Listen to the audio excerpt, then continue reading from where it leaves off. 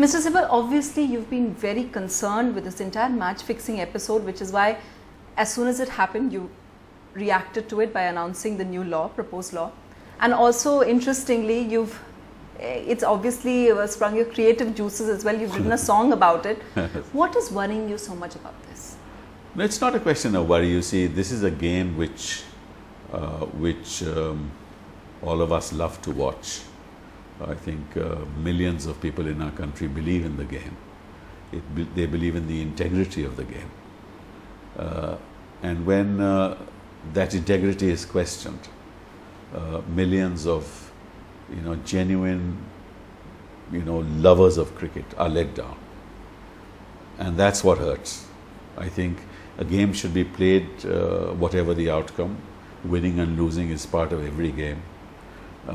We don't have to be gladiators to kill. But when extraneous ambitions, when avarice comes into the game and people use it for fixing the result of the game, then it's no longer a game.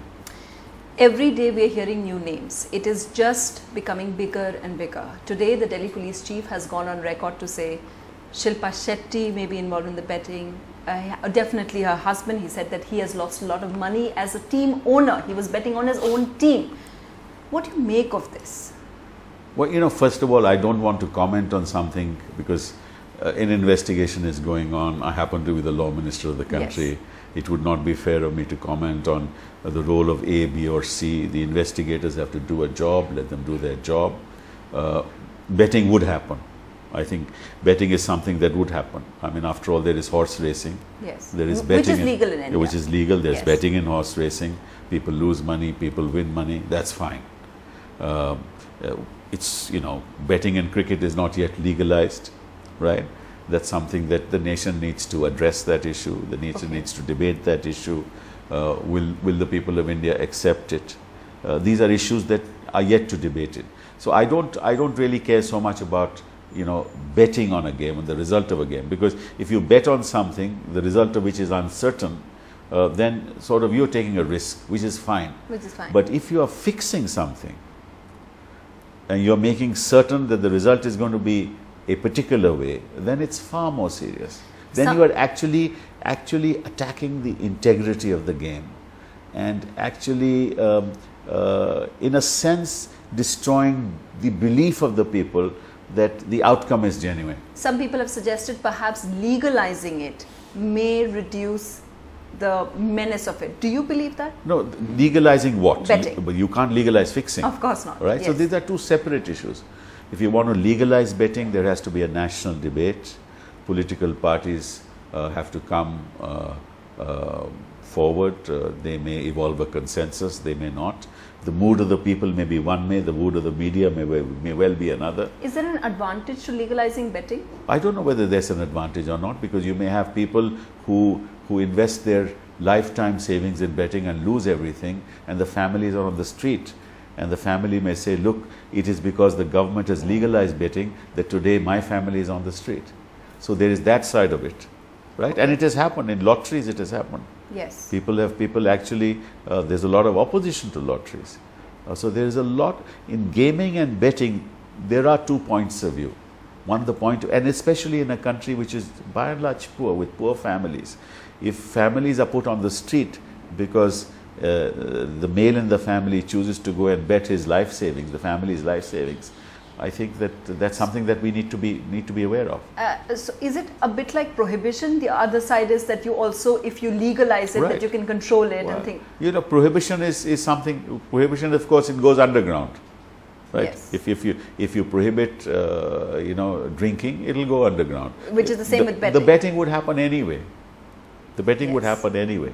To what extent it would happen, people are a little afraid because it's not legal. If it's legal, people will openly bet. If it's not legal, only those who have surplus money would bet, right? Others may not. But I mean, I think there are two sides to it. I think you can argue both ways quite effectively. Is there a but the position nation that has to you take have? a position. Is there No. you don't One, individually, I don't have a position. Okay. And I, as the law minister of this country, I don't want to give an opinion on it. the match fixing law that you propose, you have of course said that there is no ordinance route to it, even though some people feel that we need it immediately because other sports lovers, which you are talking about as well, feel so outraged, they feel that whatever it takes to bring it in as quickly as possible.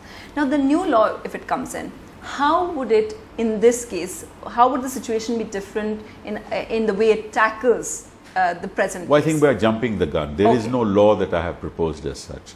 You know, I only aired my concern at the issue of match fixing. This is something that the Sports Ministry has to carry forward. They are the ones who have to introduce the bill in Parliament. We gave them a rough draft which they will look at and change it the manner they want, because they are the nodal ministry to take it forward. But what the draft deals with essentially, and that's something that the Sports Ministry will take a final view on, is not betting but match fixing. The draft doesn't deal with betting because betting and gambling are in list 2, and therefore they are entirely within the jurisdiction of state legislatures in the country. So the central government cannot actually legislate on betting and gambling, and that's the opinion of the Attorney General as well. So therefore that's out. So either you can amend the present penal code and add a particular offence of match fixing there, or in the alternative you can have a separate standalone law. But all this will be decided by the Sports Ministry. But I think what the central government can do, what Parliament can do, is have a law on match fixing. Parliament can't possibly legislate on betting and gambling. Of course, match fixing, that would be, and that would have provisions of much stricter penalty. Yes, absolutely, absolutely. One thing that as a politician, I know that you don't want to speak about specifics about this case because it's still sub judice and things like that. But one thing perhaps everyone would like to hear your comments on is this entire thing about sports bodies and politicians. We really want to know your view on that, because in what's been talked about a lot in the last few days is a lot of politicians being in sports bodies. Is that really, what business? Many people are asking, what business do they have in being administrators of sport? Well, that is a public issue. I mean, let me put it this way. I as an individual may take a position that I do not want to be a member of a sports body, or do not want to have anything to do with decision making in a sports body. That's your position. As an individual, yes. I might take that position. Right. Somebody else as an individual may say, look, I love cricket. You know, like I love poetry. I love cricket. I don't want to, you know, I want to be part of this game, and I want to help take this game forward. That may be his point of view, right? Now, each individual must decide. The public at the moment is feeling, and I can tell you what the public feels. The public feels that when you are in a sports body and you are a politician, then at some stage there might arise conflict of interest. They might arise. I don't know whether it does or not. This is something that needs to be looked at.